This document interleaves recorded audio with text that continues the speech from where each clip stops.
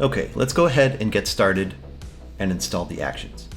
If you're not sure where the actions are inside Photoshop, simply go up to Window, Actions, and they'll pop up. You'll see that the default actions are there. If you find them useful, great. I do not, so we're just going to delete them here and go ahead and navigate to where you downloaded these actions. Drag them in.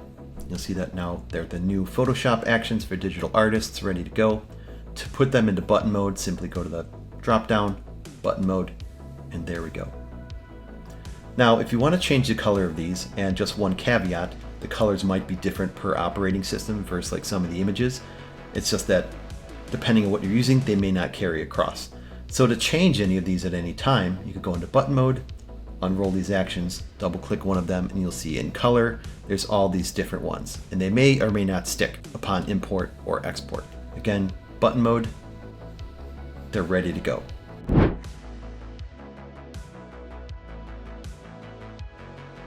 Now that we have our actions installed, let's go ahead and go through all of them, and I'll show you what they can do. Now in our actions panel, we have the very first two actions, value check on and value check off. And so what this does is basically allow you to check the accuracy of the values in your painting in a grayscale mode. So value check on is a toggle for it to turn on, and so we can see all of our values here, and value check off will turn it off. Now the thing is about looking at your values inside Photoshop, there's a few different ways to do it. Like traditionally people turn on like an adjustment layer that does like a hue saturation and reduces that. Now if you notice this here, that with the hue saturation, we lose a lot of the difference in saturation and the hues that are in our painting. So we turn this on and you notice that like all this detail here is kind of gone. Like it's void of like what's actually there. So if we turn it off, we can see like these differences inside of the painting. And similar to the black and white layer, like black and white does a little bit of a better job. We can see some differences, but still not everything. So this value check on though, we can see more accurate representation of the values that are in our painting. So it's just, at least in my perception or like my opinion, like this is a more accurate way to check your values, which uses a proof setup under the hood of grayscale imagery versus desaturating colors and changing the perception of your values, which we lose a lot here. So very handy, and turn it off and we're good to go. But again, one click, turn it on, turn it off. Very simple.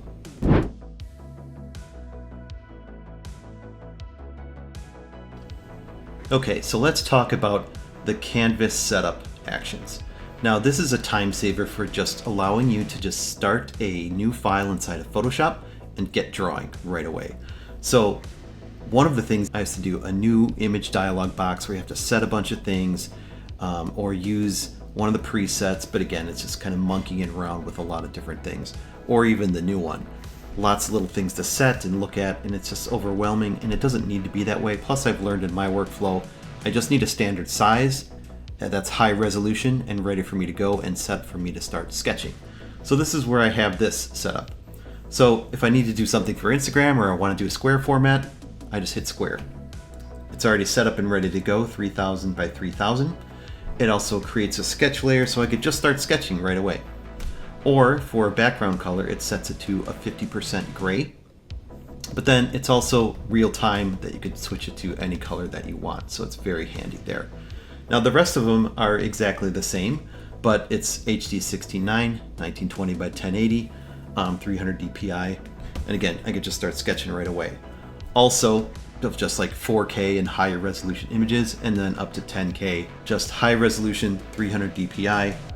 It's got a gray background, or you can switch the color of it on the fly and just start sketching immediately. So this has saved me a ton of time and headache of just hitting the ground running with a standard file size.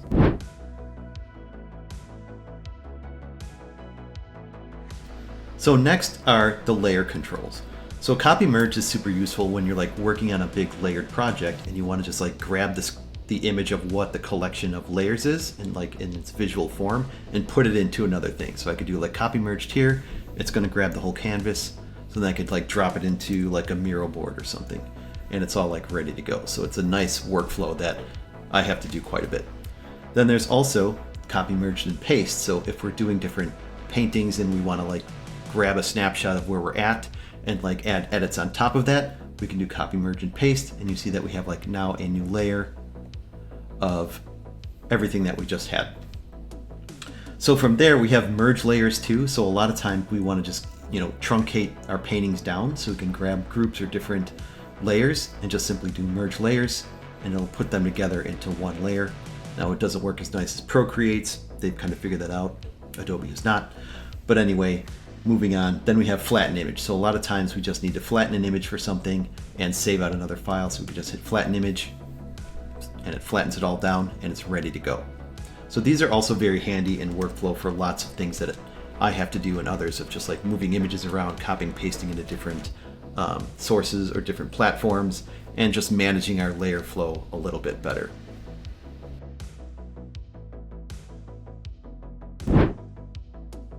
Okay, now let's look at the fill foreground and the fill content aware actions. So one workflow for this is just grabbing your lasso tool, which I do a lot for design or just for sketching or whatever. It's just you could make some shapes, go ahead and do fill foreground color, and you could see that from here, you could simply just go ahead and have a workflow of filling different color layers in the click of a button, which is pretty handy, especially for design and stuff like that. It's like one click, kind of back and forth, and for me, it's like faster. Another use for this is just going in like with the wand tool, and you could grab elements on line drawings, quickly click things, multiple things at once, and then go ahead, grab your color, fill foreground. So you can see how this workflow can speed things up quite a bit. Moving on, you can select some more pieces. So you can quickly see how we can flat our artwork. Moving on to the content aware, like this is great for just doing content aware while you're working on your artwork or editing photos or whatever. Having to do this traditionally, it's kind of like a right click, you need to do fill and all this other nonsense. So, but by this, I just turned it into a button where it's like, say I don't want this eyeball, like I can just go ahead and do content aware fill. It'll pull it out, make a circle, content aware fill. And you could quickly see that how fast we can do photo edits and things like that. So again, content aware fill, it's really nice. Or if you want to add things in, it can work that way too. But again, just simply select things, multi-select, content aware fill, and you can see how it could take those out. Now it's not always perfect, so it might take a couple times for certain things. But again, very great for retouching, very great for photos.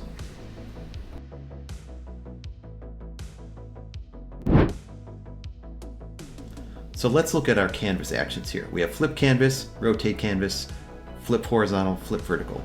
Like these are a lot of times, like a Command T, right click transform kind of thing. I just turned them into one button because a lot of times for design, you need to flip your canvas. So flip, pretty quick. You can see that I didn't do this in the process because that's why it's all wonky.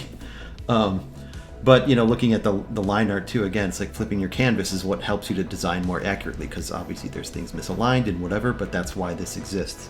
And also, if you need to rotate something, you can rotate canvas or different elements, like rotate 45 degrees. So this can also be used, when you need to like grab something, rotate it, grab something, rotate it, and then it helps with the aid in design a little bit more. So the other parts to this, like I'll go ahead and then I'll use my other commands like merge layers. So I merge those into one, and then from there I could go ahead and like flip horizontal,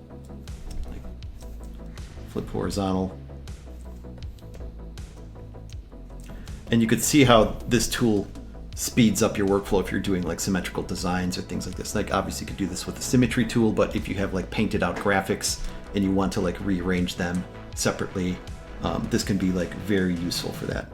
Obviously flipping vertical.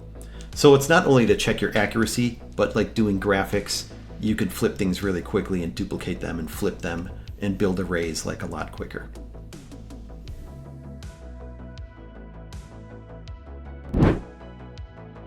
And so now we have the layer transparency modes. So screen, multiply, overlay, and add. These are the most commonly used ones that I use, but I know they're very popular too as far as artist community as well, because they're just ones you always toss on. like for black and white or for making glows and those types of things. So, and I just turn them into buttons because it's a lot to like go up here and like click and like use the hotkeys to like get to them and scroll through them. When it's like, sometimes I just know that I need a screen, I just know that I need to multiply, so I turn them into a button.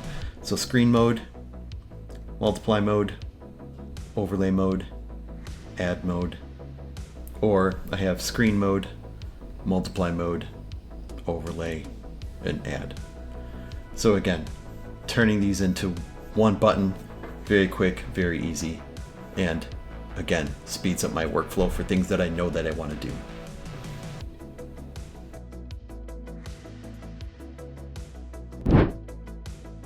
Now lastly, we have the finishing actions. There's a high pass sharpen and a noise. Now these are just simple actions I use to toss on an image for just to make it a little bit more realistic and to break up like the CG-ness or the digital paintedness. So doing a high pass sharpen, you can see does a high pass on it with an opacity that you can dial it in. So obviously go towards 100, it starts looking sharpened, but then you want to blend it in a little bit where it's just punching it up, but it's not too obvious that it's being sharpened. And then what we have is the add noise. So adding some noise kind of breaks up some of the paint strokes a little bit, makes it feel a little more like traditional or something. But definitely it's a pattern inside Photoshop, so you can always add it. You can see the difference in what it brings to the image, making it feel a little bit more dirty or a little bit more gritty or whatever. And so those are just nice quick ways to just finish your image up, sharpen it, give it a little punch, a little bit of noise, can help bring it together. But these actions help me quite a bit in my workflow every day. I hope they bring some value to you and to your workflow. If you have any questions or if you have any comments or suggestions or anything like that, please email me. I'd love to hear from you. That's really awesome. And I had a great time sharing them with you. So definitely I'd love to hear from you. Best of luck in your art journey, and we'll talk to you soon.